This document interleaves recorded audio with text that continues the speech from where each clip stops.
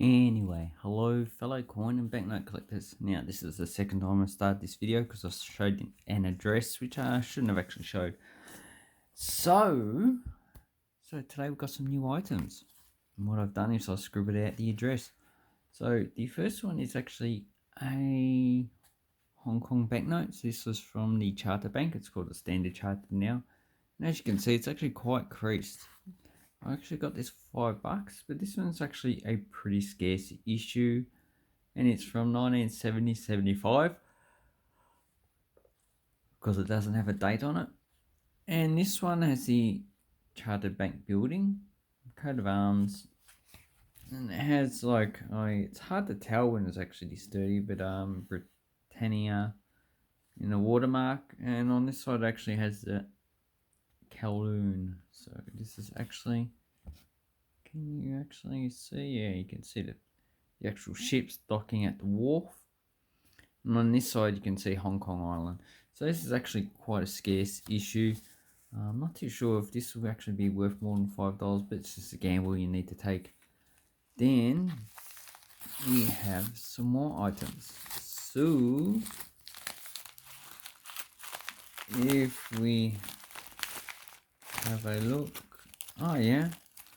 So this I actually purchased a month ago, and we had a bit of a problem because I actually done a bank deposit because not Australia Post, eBay actually had a glitch, and it actually wouldn't allow anyone to actually pay by PayPal or any other way. But the actual stamps I got on are actually the new Australian strike fighter, so the F-35, and this has actually had a lot of problems in the United States. So they're the current stamps. You can see it's actually got lines on it, so you got a triangle there, and it's designed so if you try and take it off the actual envelope, it actually rips, so you can't reuse it. And the stickers pretty much not really stamps, so they don't actually have gum on it. So that's a new one. New stamp they issue, and the other stamp is actually Rod Laver Arena. This actually looks quite nice. I'm not too interested in tennis, but you know, you got blue and you got red. It actually makes it quite a nice stamp. So well done, Australia Post. It's actually quite good. So these are actually pre-decimal coins. I think I've pretty much got them close to bullion value. And let's have a look and see what dates they are. I can't remember what dates they are. And oh god, this is like adult proof, adult proofing, idiot proof. It looks like it's been sealed. So anyway, let's have a look. I actually got these videos, but you know, not too sure if they're actually good quality. This one's well circulated, 1914, sixpence. 1936, sixpence. I'm not too sure if I have these dates. I don't think so. This one's probably in fine condition. A 1944 S florin. So I don't think I have an S florin. I actually have them all on the table. 43.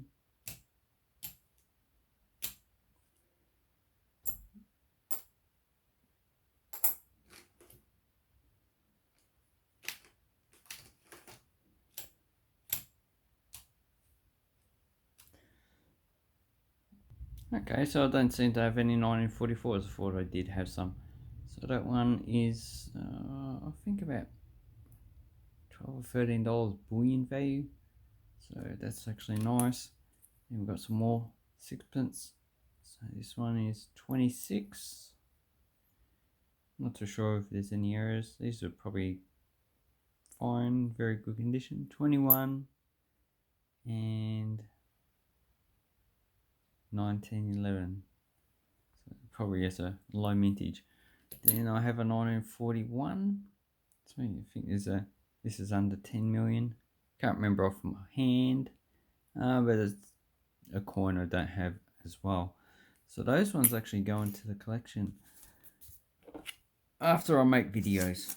Nah, I'll probably just resell them because, you know, I don't mind collecting one coin, but you know, collecting them all, it actually becomes quite costly. So this is obviously a banknote. So let's see if it's actually a good banknote. Still waiting for the stuff to turn up from Estonia. Very excited about that. Oh no, it's not a banknote. It's actually a coin. So this is actually a, if I can actually get it out, it's a Hong Kong 1 mil. So this is 1,000 of a Hong Kong dollar, issued between 1963 and 66. So pretty much by 1863 and 66. And pretty much by the 1870s, the value is so low, they actually wouldn't have actually circulated that much. And let's see if we can actually take it out. So these are actually quite expensive coins. So let's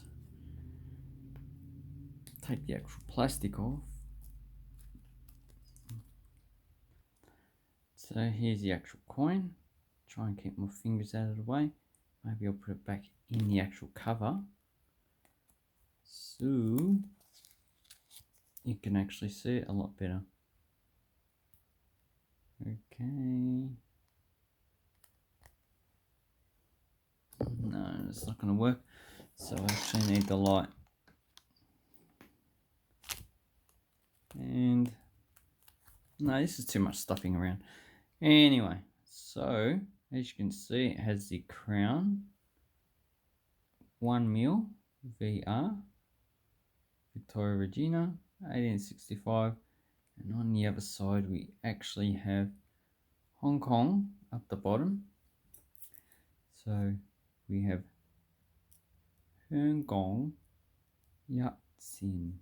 So this is the value, 1 mil Hong Kong. And it's actually plain. This video is a bit shit. So anyway, those are the things I actually have pretty much purchased. So the main feature is actually these silver coins. This one, the 1 mil, I actually got for $35. That's actually quite a low value for these coins. They're usually between 50 and 100 when you actually purchase them. They're quite a small coin, but actually quite nice. And oh, I just found some coins on the table. So I actually do have a 1944, so this is just the normal one, the Melbourne Mint. Then we actually have the San Francisco Mint. So that is, I was going to wait and make a video when I actually got these. And thank you very much for watching my video. Hope it wasn't too boring. So you can still get these for bullion value. You can get these for less than 50, even though a lot of them cost a lot more. And if you can, in better grades, try and get chartered bank notes from 1970, 75. $50 is perfect. It's pretty much impossible to get. The ones you'll get is the $5, $10, and $100. $500 seems a bit easier to get as well. So that is what you can get for a low price. And have an awesome coin collecting time. Thank you very much for watching. I'll leave a link to eBay. It's an affiliate link. And please subscribe to my channel and just have an awesome time collecting coins. Thank you and goodbye.